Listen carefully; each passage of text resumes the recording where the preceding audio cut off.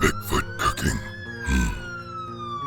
Hey everybody, and welcome back to Bigfoot Cooking, where today we are going to smoke a pork loin. That's right, that whole loin. We're going to slice it up, we're going to braid it. We're going to braid it with a real fancy braid too. Get that guy on the smoker and get some flavor going on. Now for this thing, instead of a 3-way braid, we're going to do a 6-way braid. That's right, you want presentation? Oh, this is going to be the one. We're also making our own rub and our own barbecue sauce. Not necessarily for what you want. If you've got something you like, use it. But I figure, one more recipe wouldn't hurt in your arsenal, right? Also, we're going to do a giveaway. Nothing too big, but stick around. I'll give you the details on that. So I tell you what, let's get this set and cleaned up a little bit, and let's get the party started. Now we've got our loin unpackaged and dried off. That way there's no excessive moisture or anything on it. We're going to start out with, I guess, your traditional braided ones, where you're going to have 3 long tendrils, tails. I don't know. We're going to slice this as close as you're comfortable to the top. If you get too far, of course, you'll wind up breaking it off. But we're going to go maybe a 1/2 inch from the top, and we're going to make 2 cuts down this thing. So that way we've got our 3 legs. Now, you can start by taking the back of your knife and kind of setting it up here and coming down. That way you have a little bit of a guideline to go by. So that way, as you're doing your 3 cuts, you don't get off your line. You don't get too far into the other side. So you've got a thin and a thick piece. So now that I've got my guidelines, let's hack and whack.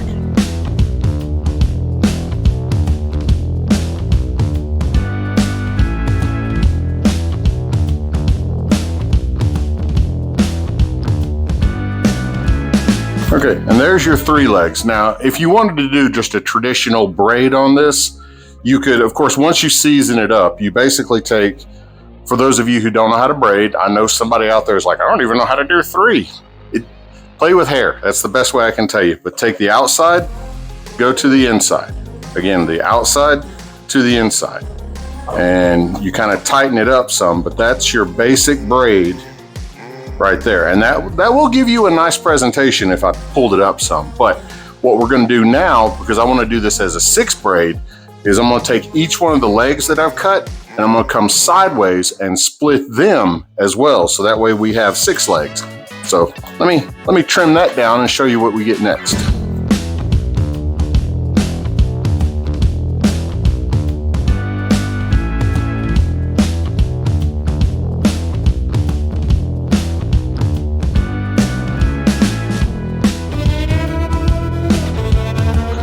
So now we've got our 6 legs on here. Let's go ahead. Before I season it, before I rub it, before I do any of that stuff, let me kind of show you how to braid 6. Because like I say, 3, most people know how. 6, it's a little more challenging. So let me pull the camera in and kind of show you the process. Now I've got this laid out where I've got a bottom layer, or the undercut, the top cut, the bottom cut, the top cut, the bottom cut, the top cut. We're going to take the inside too. And what you're going to do is cross them and come over the top like so. Once you do that, the top one here will come down, and you keep that motion going. Grab the one that's on the outside here and bring it over. Now the same thing will happen again, but from the other side. You take this one, bring it to the center, same motion, go to the outside over here and pull it back. It's just rinse and repeat from this point to the middle, to the outside. Now, right now, this is a little bit loose because I got to undo the whole thing again and make sure I sauce it up. But once you get the mustard and the seasoning and everything on it, as you do this, you'll actually take the tails and kind of tug them some. So that way it knots it up, it keeps it tight. The other advantage to that is when you're done, this thing is roughly the same size from tip to tail. So when you put it in the smoker, you don't have to worry about a skinny end burning and a fat end not getting done. So let me undo this and let's get to the flavor part. All right, so while our meat is physically prepared, now let's go ahead and get the rub set up. And for this, again, if you've got a favorite rub that you want to do, go for it. You know, there is no right or wrong or left or or up or down or any of that when it comes to this. This is, what do you like? So again, I'm giving you one interpretation, make it your own. We're gonna start out, I'm gonna use 2 tablespoons of brown sugar. You don't wanna use a lot of sugar on this first part of the rub, because what will happen, the sugar will caramelize as you put it on the smoker, and you'll start to brown up a little too quick on that. So just enough to make it a little bit sweet, because again, all of this where we've got all the braid that's gonna be coming up, it's gonna be inside the meat, around the meat, on top of the meat, under the meat. Oh, it's gonna be so good. So again, let's make the rub. We've got 2 tablespoons of brown sugar, 2 tablespoons of kosher salt, 2 tablespoons of pepper, 1 tablespoon of either chili or sriracha, or just something with a little bit of heat, something to kind of kick it in and wake it up. For me, I've got a tablespoon of sriracha sauce right here. Oh. A tablespoon of paprika, a teaspoon of turmeric, a teaspoon of garlic, and a teaspoon of onion powder. All right, now that complicated order is done, let's go ahead and, biggest thing is to break up the brown sugar, because it's clumpy. I mean, let's be honest, you know, brown sugar, it's got that little bit of molasses and sugar makes brown sugar. That's it. So it gets a little clumpy and a little dry, but we're gonna mix this in, get it where it's all nice and combined, and well, this is my dry rub. Again, if you want to add something to it, if you want to take something away from it, if you've got a certain flavor that you like, I mean, you could even put dill pickle rub in here if you wanted to, but I don't know how that would really taste on the smoker, but you know, one of y'all give it a try, let me know. So we've got our meat, we've got our rub, now it's time to get dirty. That's right, you get to play with your food now. However, the only problem with doing it with bare hands is literally it takes hours for that smell. Even after washing your hands, it takes hours for the smell of the spices to come out of your hands, and you're just laying there at night on a pillow wanting to eat your fingers. So I'm gonna wear gloves for this part. Now I know the cool fad, I guess you'd say, everybody likes their black gloves. It makes them look like a badass. Well, that's all nice and good, but you can't see spices on black gloves. That's why I like the green, the orange, the natural color. Pick one, it's whatever you like. And again, if you like the black gloves, go for it. Now this part, it's messy. I'm not even gonna bother with a cutting board, because as you go along with this, I need more room than the cutting board's got, because this is such a long loin. Now to make it stick to this, it will hold some by itself, because it will just naturally attract to it. However, a binder works really good in this. You could use olive oil, just something that's gonna be wet and stay to it. In this case, we're going with mustard. Now you barbecuers know this is good, but for some of y'all that are just looking at this going, bro, I'm not a mustard fan. The mustard bakes away, smokes away, it magically evaporates. I don't know what the deal is. You don't taste it, it disappears. So let's put a good thick squizzle of this on here. That's right on the countertop. There is no shame in our game. And now we work it in. We get this on everything, on the insides, on the countertop, hopefully not on my clothes. And yes, I washed the countertop before we started. You've seen the mustard, now it's time for the rub. We're just gonna grab a big old handful of it and lay it in here, and we are going to mix it in with no shame in our game. You are gonna get all this in here, because like you saw with the braid, this is gonna be tucked inside and hidden, but oh, the flavor it adds. So let's get a little coat on all of it. Check the mic and make sure it sound right, boys. All right, I'm gonna reserve just a little bit of it to sprinkle over the top once we have it all braided up. But now, like you see, I'm right back to where we started, where we've got bottom, top, bottom, top, bottom, top. And just like before, I'm gonna go ahead and just kind of play this forward, fast forward it. But just like before, we're gonna braid it just like we did earlier, starting from the inside, going to the outside, and then having fun.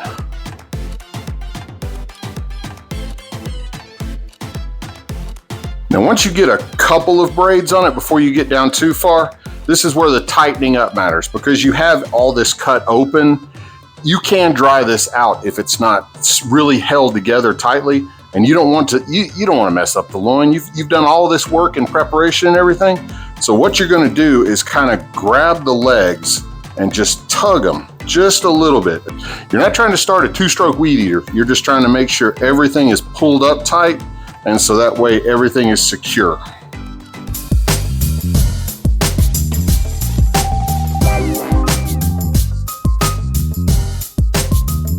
And there you go. Ain't that right there just a fancy little braid? Now, to keep the end of this together so it doesn't come apart, I'm gonna get one of those little barbecue kebab skewer things, slide through the end of it so that way it doesn't come unraveled.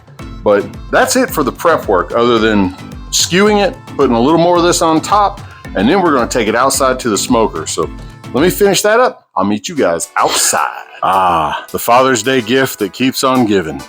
The Copperhead Upright Smoker. Woo! Pit boss, y'all did the right thing here. Now we're gonna load this smoker with pellets that were actually made from old bourbon barrels. That's gonna infuse a little bit of that flavor into the smoke, which of course is gonna go into the meat. Loading this guy, piece of cake. Check this out. This thing actually comes with a gas gauge on it. Well, maybe not gas, but it shows you're almost out of pellets or you got plenty to go. So we're gonna open the back of it here, and we are gonna dump this bag into it.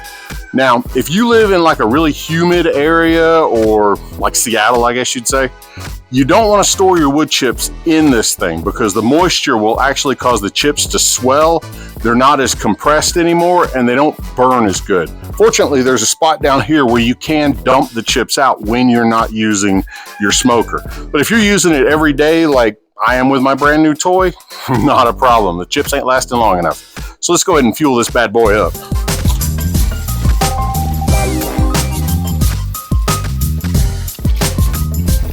You know those moments where you do something and you're like, dang, nailed it. Did not miss a single freaking little piece of wood. It all went in the hopper.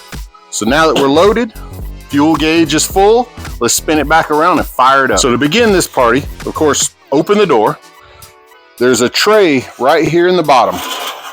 You want to keep some kind of moisture, some kind of liquid down there, so that way as you're cooking, it doesn't dry out. And for that, we've got a nice big glass of water. We'll just pour it right in here. I don't know if you noticed, I also put a little tin in here. That kind of helps with the cleanup because as you're cooking, the drippings and stuff fall down in there, and the tin just pulls up and throws away. But for a little bit of added flavor, we are putting Bigfoot beer in there. That's right, Sierra Nevada makes a Bigfoot barley wine style ale. And for smoking, oh yeah, good beer. Let's go ahead. It almost hurts to pour the beer into here, but we're gonna lay this in here nicely. And being a darker, more amber beer, I guess you'd say, with a barley wine, you're gonna have a little bit added to that. Oh yeah. Now to fire this guy up, piece of cake. Hit the power button. You're gonna hear the fan come on. Set your temperature. We're gonna go down. At first, we're gonna fire it up for 200 degrees. And what you wanna do, I'm gonna leave the door open until the smoke starts coming out of it. And the top is adjustable on these. So you can bring it all the way up if you're cooking hot, but we want smoke. So I'm bringing it all the way. It won't screw closed. You can still get your fingers under here, but you wanna bring it down. That way less air is pushing out of it and it keeps that smoke on the inside of it. All right, it's been a couple minutes. I don't know if the camera's quite gonna pick this up yet, but we've got just a little bit of smoke coming right out the front of it. We're gonna go ahead, I'm gonna put the meat in now. You can wait until the smoker gets fully heated and everything like that. And there is a little bit of a debate. Do you put it in a cold smoker or a hot smoker? Me, I'm gonna set it in right now when the smoke is going good. That way that just adds a little bit more to it. Oh yeah, look at that. It's almost like they were made for each other. Now this thing comes with 2 different spots to hook a temp probe in. It comes with one already, but of course you can get another. From here, I'm gonna put it in the thickest part of the meat. That way, when it's up to temp, well, the rest of it should be good and happy as well. And what we're gonna do, we're gonna go ahead and pull the door shut, keep all that smoky flavor on the inside, And whoo, I tell you what. Now that it's kind of going, this actually has a smoke setting. I'm gonna set it on the smoke setting for about 15 minutes to really richen it up. Oh, and while we're waiting on this thing to go ahead and give us a good smoke, let me tell you about the giveaway I was talking about earlier. Now, yes, I am a small channel, so I don't have a very big budget. But what I do have are some really cool Bigfoot stickers, custom made just for you. What I'm gonna do, I'm gonna give away 10 of them. So the rules for this contest are pretty simple. All you have to do is subscribe to the channel. When the channel gets up to 750 subscribers, I'm gonna give away 8 of them randomly. So all you have to do is, once you subscribe, drop me an email at hairball@bigfootcooking.com. Yeah, the link right here. Send me an email saying, hey, I'm a subscriber and I want a sticker. And like I say, 8 of them, you're gonna get a random drawing. I will send it to you, won't cost you a dime. The other 2, one of them, surprise me. Send me something really cool. This is almost like a mini contest. The coolest thing you send me that wows me or surprises me or makes me go, that's really neat, I'm gonna send you a sticker. And the guy or girl or hippopotamus or squirrel or rabbit, whoever, the object that clicks the 750th, send me a screenshot. You get one automatically. So there you go. You got a chance for 8, cool points for 1, and an automatic win at 750. It's a sticker, I know, but it's the best I got right now. Let me get this channel up and running where I can actually make a little money, and the prizes will go up as the money goes up. That's right. I'm gonna take care of y'all if y'all take care of me. So let me let this thing do its smoky smoke, and we'll check back on it when we get 15 minutes. All right, good 15 minutes, and woo, look at that roar. That is that right there is the smoke flavor that you want, just to get all in everything. So now let's go ahead and turn it up to about 250. And we're gonna take this carefully and bring it up just a little bit, just so I can see underneath it. That's gonna give me a little bit more airflow, but still hold some of the smoke in it. And from here, we're gonna cook it until the meat gets to 135. At 135, that's when we're putting our barbecue sauce on it. Yeah, I hadn't forgot about that. It's inside. So let's go back in there and make up our own homemade barbecue sauce. Ooh, a peach bourbon barbecue sauce. Oh, where can you go wrong with this? Well, I guess anything could go wrong, but this is pretty straightforward here. We got ourselves about a cup of peaches right here. We're gonna take our brown sugar that's, what is this? About 1/3 cup of brown sugar. Set this guy on here. Comes out of the mold just as pretty as you please. And now we're gonna take us a little bit of bourbon. Now, the bourbon of choice is whatever you want. Me, I'm using a Weller, and I'm probably saying it wrong. It might be Weiler, I don't know. But this is the bourbon that was in my cabinet, and this is the bourbon we're using. We're going to apply about 2 shots to this and let it sit here and marinate it for a minute. We'll just, we'll coat the sugar tab. How's that? Yeah, that looks like about 2 shots, right?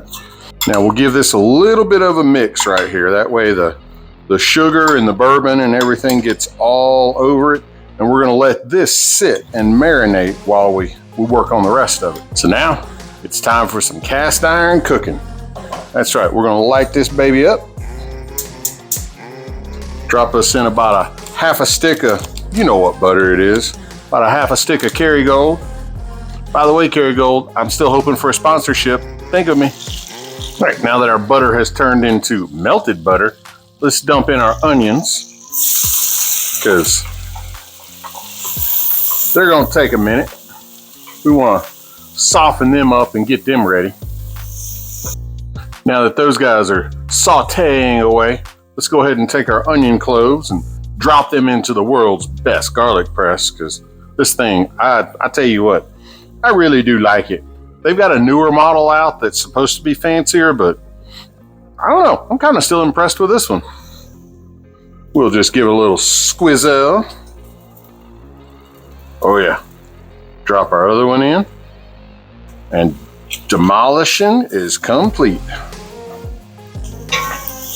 Yeah, that's looking pretty good. Let's take our can of last year's tomatoes right out the garden, canned fresh.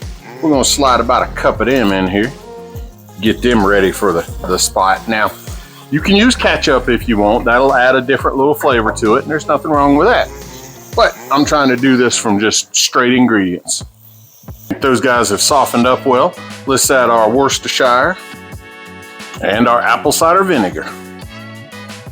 All right, those things are nice and warm and everything. It's time to add our boozy peaches. And I'll tell you what, look at how much liquid has come off of this thing. Well, let me get it under the camera.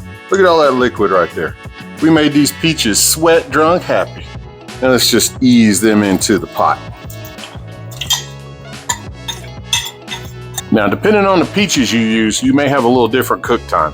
If you're using canned, well, this won't take long at all to soften them up. If you're using fresh, again, it goes pretty quick, takes a little bit more. But if you're putting in frozen, well, step one, you gotta warm them up. And then step two, cook them. We're gonna go ahead and turn up the flame just a little bit. We wanna get this where it just starts to boil. We're not trying to make candy, so we don't wanna boil the sugar like right out of it, but we do want it to have just a little bit of bubbulation. Oh, look at that right there. Just a little bit of boil everywhere. That's what we're looking for. Just enough to get it all hot and relaxed. Because once it does that, the peaches soften up and they blend in so much nicer. Matter of fact, now that we're bubbling, we're gonna go ahead and add in our paprika and our pepper. Boop. Get those guys in there. Now with it boiling, I'm gonna go ahead and take my immersion blender. If you don't have one of these, that's fine. You can use a regular blender. You would just kind of let it cool a little bit, put it in the blender, mix it up, and then put it back in here. But since we got this toy with the plastic end on it so I don't scratch the bowl, oh, it's time to stir the pot. Pudding stick, here we come.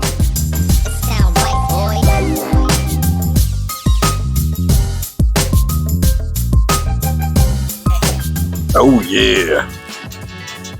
I love this because you can sit here while it's boiling and still mix this stuff together.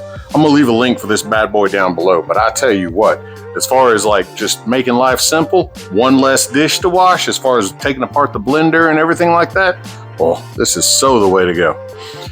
Now, we got this guy bubbling. It's time for molasses. That's right, molasses. Sorghum molasses. Good, deep, dark, rich stuff.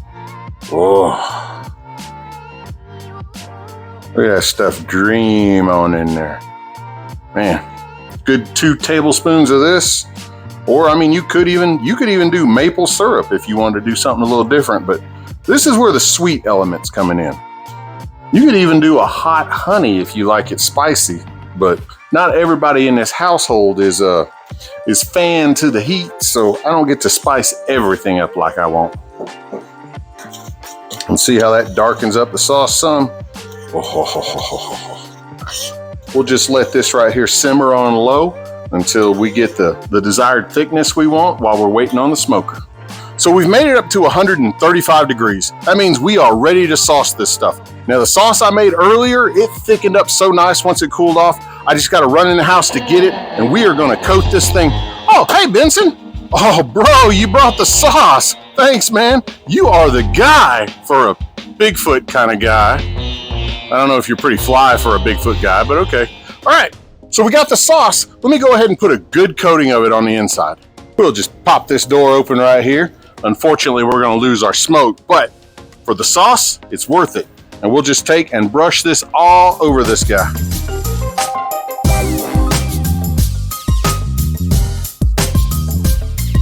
We've got a good sauce on this thing. It is loaded. Now we just gotta wait until it gets to 145 inside, and then we'll pull it off. We're gonna let it rest for 20 minutes, and then, oh, it is time to slice. Now, after a 20-minute rest, I just left it on the smoker. I just basically reached over, powered it down, let it sit, and look at this beauty right here. Now, the main thing we need to do now is cut into it. That's right. Now, the nice thing about the braid is if you cut it just right, you cut it into, say, 1/2 inch, 1 inch slices, everything is already bite-sized. So you just stab and bite, and life is good. So let's see, we will just hit this guy right in the middle. Ain't that the best spot to hit? We'll go in here. We'll cut us a little piece right here. Ooh, look at that right there. Matter of fact, let me hold a little edge up right there. Now, with smoking this, you're not gonna get that really deep smoke ring because it's only been a few hours on the smoker, but oh, the flavor you get, it is the bomb. Oh yeah. So guys, Whenever you wonder what to do on a smoker, a little fancy braid like this, that's the way to go. And until next time, y'all remember Bigfoot is real.